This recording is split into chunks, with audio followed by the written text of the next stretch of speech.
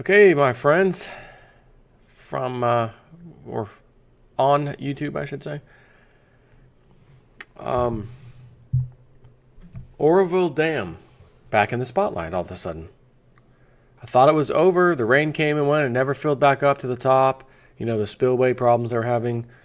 Um, but all of a sudden, as of March 3rd, Oroville Dam faces another risk: earthquakes from rapid rise in water levels. That's interesting because it is actually possible. And there's some times in the past where some 5 point something and other earthquakes had happened because of a similar situation in which the waters rose fast. When they go down and water levels are down, then they go back up rapidly or whatever. The crisis over the last few weeks at Oroville Dam was about how to handle large amounts of water flowing into the lake with both the reservoir's spillways damaged. But there also was a seismic element at play as well. As Lake Oroville swung from being at about 41% capacity to 101% capacity in just 2 months, scientists are asking whether the filling of the reservoir at the fastest rate in at least a generation can produce a damaging earthquake. No one knows for certain, but the question has been a source of debate since shortly after the nation's tallest dam was built, and a magnitude 5.7 earthquake occurred that some believe was related to an unprecedented lowering and rise of the reservoir levels. Moreover, too small were detected last month, soon after Lake Oroville began rushing over its emergency spillway. That would be 2 small earthquakes. About a day and a half after officials ordered mass evacuations of more than 100,000 people downstream of Oroville Dam, fearing the collapse of a hillside eroded by overflowing lake, 2 tiny tumblers were recorded. They struck in the early hours of Valentine's Day, just before 3 a.m., and they were tiny, magnitude 0.8 and then a 1.0.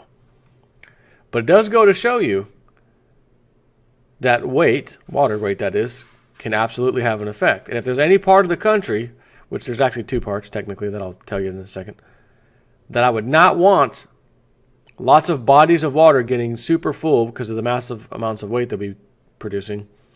One would be anywhere in California, and the other one would be near the New Madrid fault line, near the Mississippi and whatnot. Those are 2 places I would not want to see massive amounts of water filling. As a matter of fact, I'm going to add a third one, which goes in line with that second one and the one by Mississippi. The Great Lakes above it. If those babies got so packed full, you could imagine an earthquake of epic proportions. And wasn't it Edgar Casey, the old sleeping prophet, who had mentioned at some point, if he's correct, and he had a very good track record, being the sleeping prophet or whatever they called him. It's like he would channel somebody else when he was sleeping and going into this trance, which is fascinating because the guy had like a 7th grade or so education and was using super high terminology on different things, whether it's medical stuff, and telling people how to cure themselves of certain things.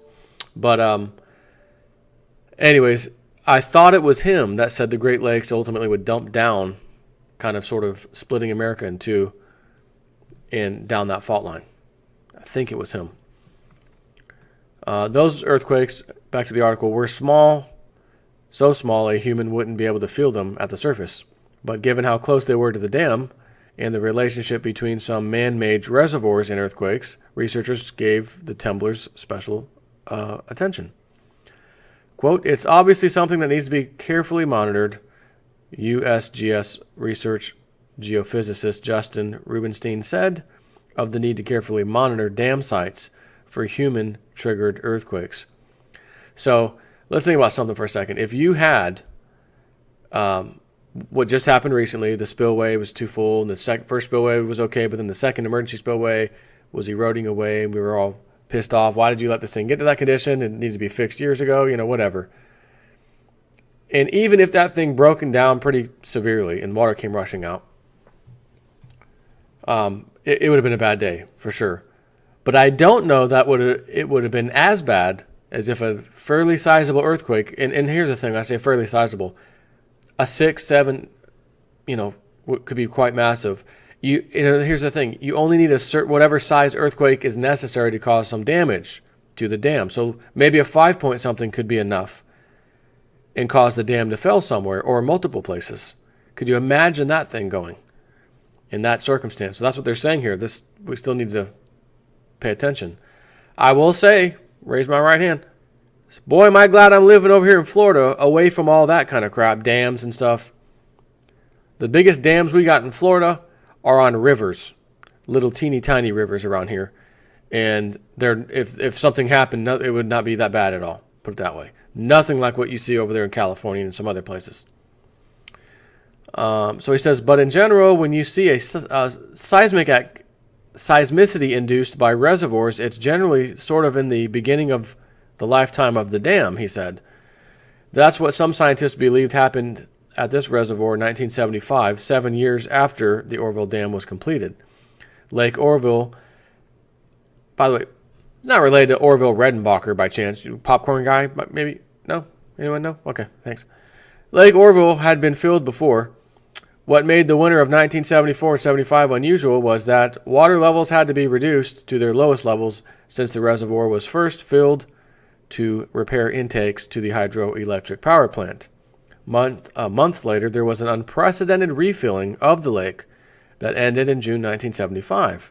Then, the earthquakes started. Instead of fewer than 5 earthquakes a month in a zone within 25 miles from the dam, as had been the case for the previous year, June and July suddenly saw more than 10 earthquakes each month.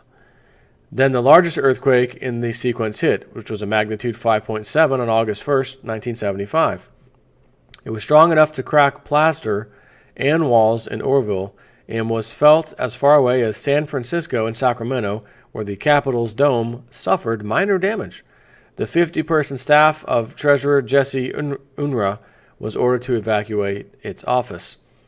That August became a banner month for earthquakes around Oroville Dam. More than 3,000 temblors were recorded before fading to more than 700 a month later and over 100 by October. Not all scientists agree that the earthquakes were triggered by human activity, but 2 state seismologists who authored a study in the journal California Geology offered an argument that the events were influenced by the operations of the man-made reservoir.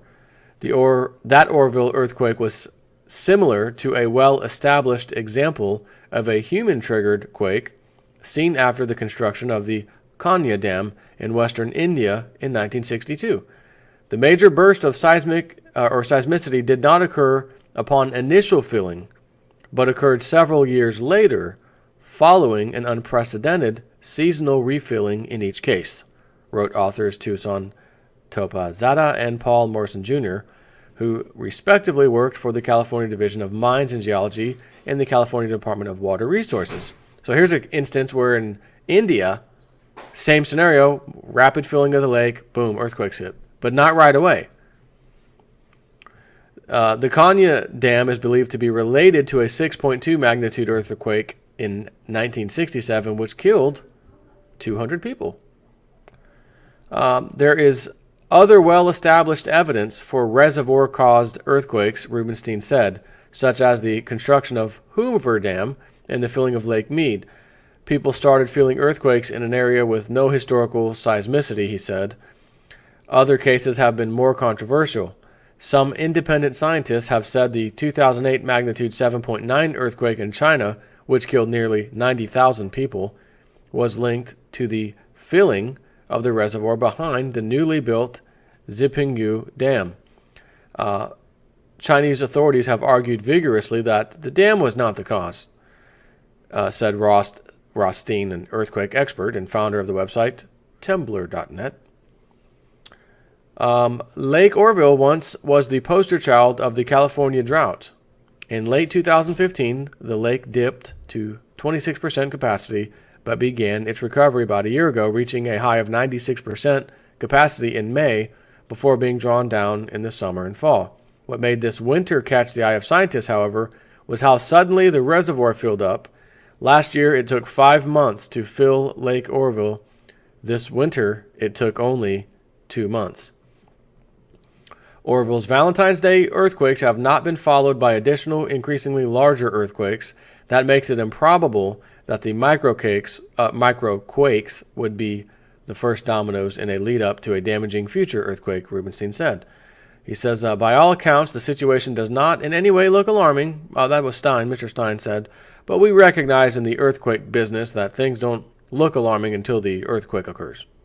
So in other words, what I just said means nothing, is what he's trying to say. Indeed, the 1971 Salmer earthquake and 1994 North Ridge earthquakes came as surprises, said Peggy Helwig, operations manager at the Berkeley Seismological Laboratory.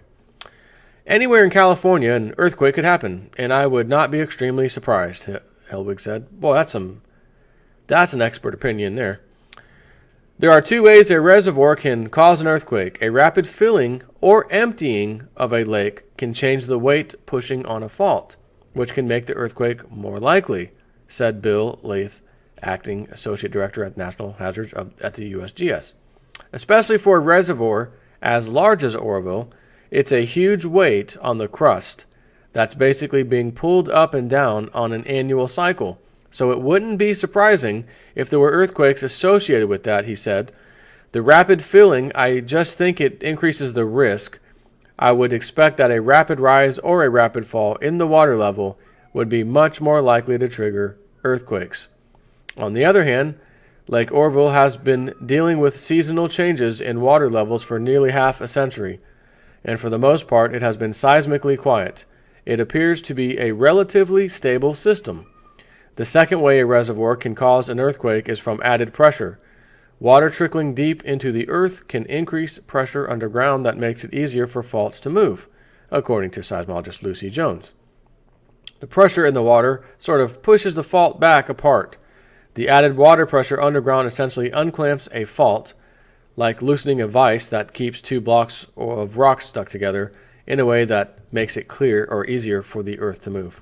It can take years for water to filter down into the deep crevices of the earth and add fluid pressure around the fault. The dramatic fluctuation in reservoir levels in 1975 may have been the trigger point for the earthquake that year. So here I'm to ask, this sucker, I don't think, and correct me if I'm wrong, I haven't seen it in this article, and even when this was happening, I don't know that I found this, but I don't know that Oroville Dam has ever been that full to the top to where we had the one spillway. I thought that was fine, and then the emergency spillway, it was just rising so fast, and that thing was letting the water go, but then it didn't matter. The thing, ate through the freaking concrete and all that crap over there, which again, it looked like it was bad construction or needed to be repaired, whatever, and they haven't done it, as government does, drags their feet and then points a finger later and then says, oh, Mr. Trump, we need some bailout money.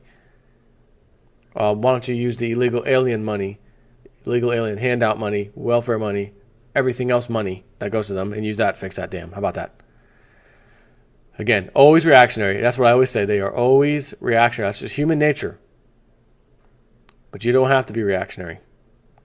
You can see things miles, light years ahead of other people and say, I'm going to take an action now on this.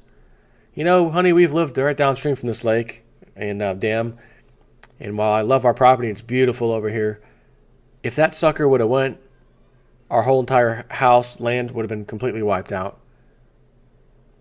And I was listening to this bozo on YouTube, his name is Jason Ford, he brought a very interesting article up I'd never heard of, didn't know this, because we moved here way after this happened, but in the 70s, there were some earthquakes around here because of the rapid filling of this particular, same exact one, dam, or Oroville Lake.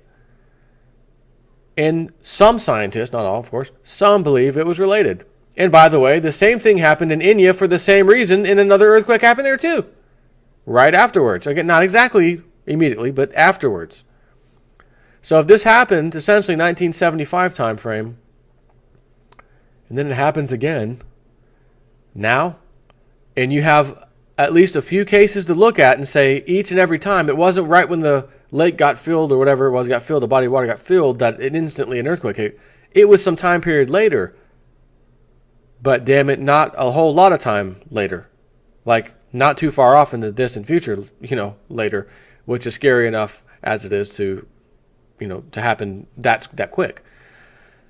So I think we should put the house up for sale and move. That would be my conversation. But we love this land and love it. I know. But that thing would wipe us off the face of the earth. Yeah, and in that case, maybe we should leave. Let some other sucker come on buy this house. We'll lower the price lower than market value. Come get the house. Oh, thanks for letting us have this. No. Thank you for buying it from me. Because I'm out of here. Oh, by the way, fingers crossed that this time everything's cool with the earthquake stuff. No problem's going to come. That's why you're not going to find me living within, I don't know how many miles exactly I'd feel comfortable, but not anywhere near a nuclear reactor, I would say, as far as, power generation, nuclear power plant. And I'm not going to be living near any kind of dam or anything else. Remember I was just telling you the other day about the volcanic activity? Hang on one second.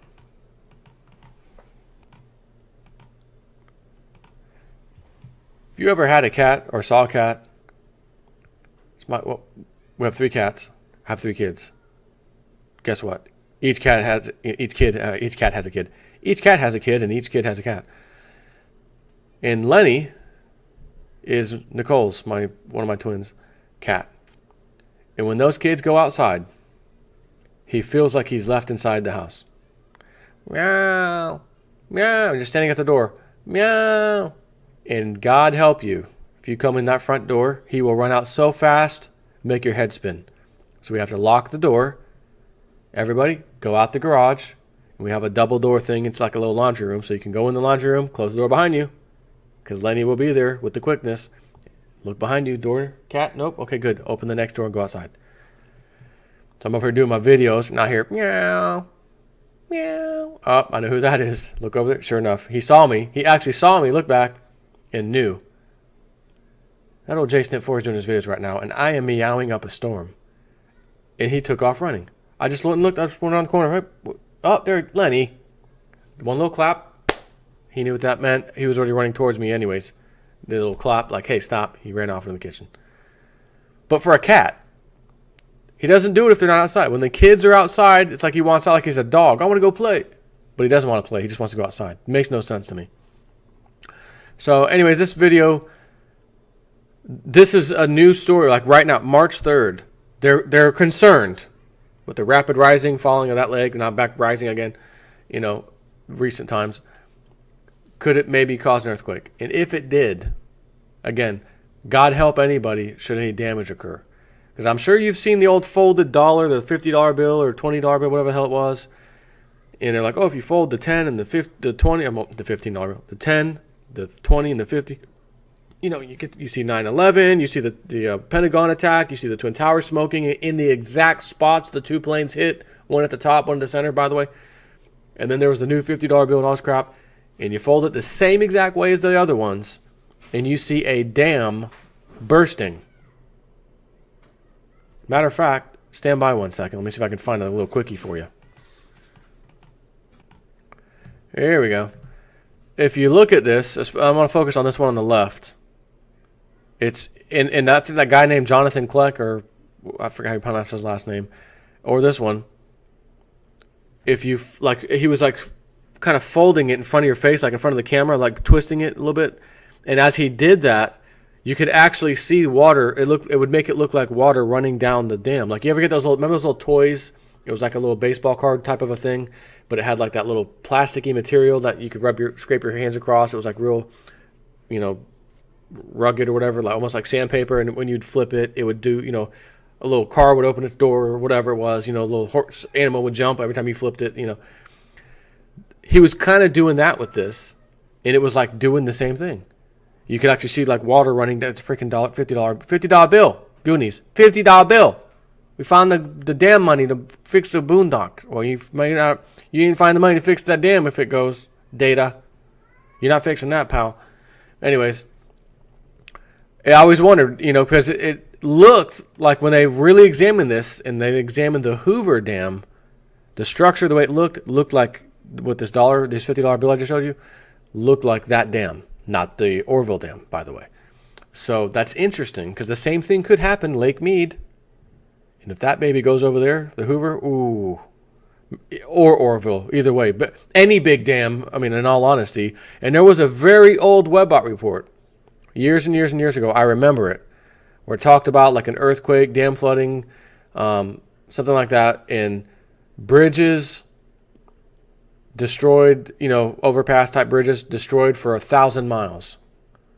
Was the word that was a part that kept coming up in relation to that. Bridges destroyed for 1,000 miles, something like that. Just huge. It was essentially because of an earthquake. So anyways, I just want to share that with you. Oroville Dam, not out of the woods yet. And it could be months. It could be a year. Who knows? No idea. I'm going to say I hope it's never. I don't want to see my people in my country, other citizens have to deal with this. And unless it's riffraff. If you're riffraff and you're living down from the Hoover Dam or the Oroville Dam, just kidding. Not anybody. I don't want to see anybody getting hurt. So anyways, gots to run. Take care.